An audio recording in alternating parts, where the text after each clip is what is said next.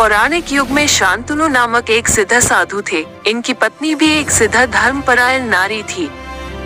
कहानी उस समय की है जब शांतनु और उनकी पत्नी बहुत वृद्ध हो चुके थे और उनकी आंखों की रोशनी भी चली गई थी। इन दोनों का एक पुत्र था जिसका नाम था श्रवण कुमार।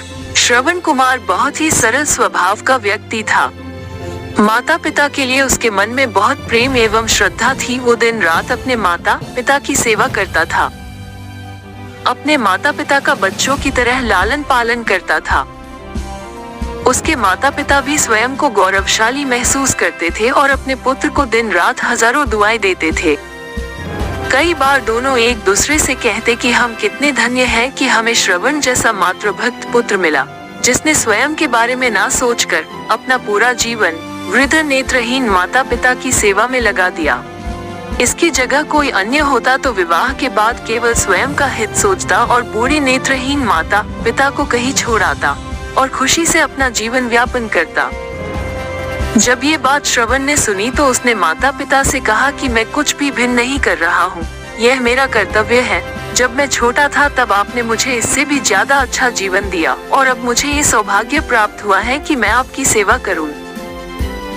आप दोनों जो भी इच्छा रखते हैं मुझसे कहे, मैं उन्हें अवश्य पूरा करूँगा। तब शांतनु और उसकी पत्नी कहते हैं, पुत्र श्रवण, हम दोनों की आयु बहुत हो चुकी है, अब जीवन का कोई भरोसा नहीं है, किसी भी समय हमारी आंखें बंद हो सकती है। ऐसे में हमारी एकमात्र इच्छा है, हम तीर्थ यात्रा करना चाहते हैं, क्या तुम हमारी यह इच्छा पूरी कर सकते हो? श्रवण कुमार अपने माता पिता के चरणों को पकड़कर अत्यंत प्रसन्नता के साथ कहता है, हाँ पिताश्री, ये तो मेरे लिए परम सौभाग्य की बात होगी कि मैं आप दोनों की इच्छा पूरी करूं।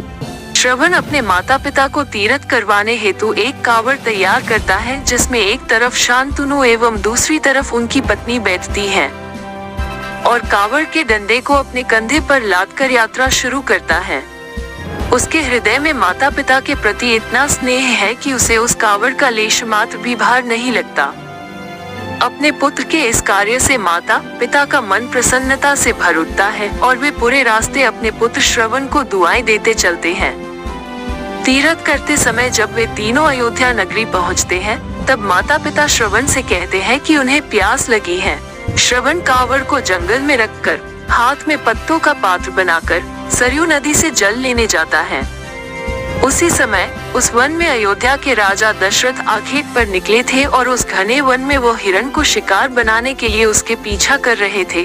तभी उन्हें घने जंगल में झाड़ियों के पार सरयू नदी से पानी के हलचल की आवाज आती है। उस हलचल को हिरण के पानी पीने की आवाज समझकर महाराज दशरथ शिकार के उद्देश्य से तीर चला देते हैं और उस तीर से श्रवण कुमार के हृदय को आघात पहुंचता है, जिससे उसके मुंह से पीड़ा भरी आवाज निकलती है, जिसे सुन दशरथ स्तब्ध रह जाते हैं और उन्हें अनहोनी का एहसास होता है और वे भागकर सरयू नदी के तट पर पहुंचते हैं, जहां वे अपने तीर को श्रवण के हृदय में लगा देख भयभीत हो जाते हैं और उन्हें अपनी भूल का एहसास होता है। दशरथ श्रवण कुमार के समीप जाकर उससे क्षमा मांगते हैं। तब अंतिम सांस लेता श्रवण कुमार महाराज दशरथ को अपने वृद्ध नेत्रहीन माता पिता के बारे में बताता है और कहता है कि वे प्यासे हैं, उन्हें जाकर पानी पिला दो और उसके बाद उन्हें मेरे बारे में कहना। और इतना कहकर श्रवण कुमार मृत्यु को प्राप्त हो जाता है। भारी हृदय के साथ महाराज दशरथ श्रवण के माता पिता के पास पहुँचते हैं और उन्हें पानी पिलाते हैं। माता पिता आश्चर्य से पूछते हैं, उनका पुत्र कहाँ है? वे भले ही नेत्रहीन हो, पर वे दोनों अपने पुत्र को आहत से ही समझ लेते थे। माता पिता के प्रश्नों को सुन महाराज दशरथ उनके चरणों में गिर जाते हैं और बीती घटना को विस्तार से कहते हैं। पुत्र की मृत्यु की खबर सुनकर माता पिता रोने लगते हैं और दशरथ से उन्हें अपने पुत्र के पास ले जाने को कहते हैं। महाराज दशरथ कावड़ उठाकर दोनों माता पिता को श्रवण के शरीर के पास ले जाते हैं। माता पिता बहुत जोर जोर से विलाप करने लगते हैं। उनके विलाप को देख महाराज दशरथ को अत्यंत ग्लानि का आभास होता है और वे अपनी करनी की क्षमा याचना करते हैं। लेकिन दुखी पिता शांतनु महाराज दशरथ को श्राप देते हैं कि जिस तरह मैं शांतनु पुत्र वियोग में मरूंगा, उसी प्रकार तुम भी पुत्र वियोग में मरोगे। इतना कहकर दोनों माता पिता अपने शरीर को त्याग मृत्यु को प्राप्त हो जाते हैं। महाराज दशरथ श्राप मिलने से अत्यंत व्याकुल हो जाते हैं और कई वर्षों बाद जब उनके पुत्र राम का राज्य अभिषेक होता है, तब माता कैकेयी के वचन के कारण राम, सीता और लक्ष्मण को 14 वर्षों का वनवास स्वीकार करना पड़ता है और इस तरह महाराज दशरथ की मृत्यु भी पुत्र वियोग में होती है। अपने अंतिम दिनों में उन्हें शांतनु के कहे शब्द याद आते हैं और वे राम के वियोग में अपना शरीर त्याग देते हैं। हमें ये कहानी यही शिक्षा देती है कि बिना लक्ष्य को देखे उसे भेदना कई बार आपको गलती का पात्र बना देता है और आप ना चाहते हुए भी दूसरों के दुख का कारण बन जाते हैं। ये थी श्रवण कुमार की कहानी। अपनी माता पिता भक्ति के कारण ही श्रवण कुमार पुराणों में जीवित हैं।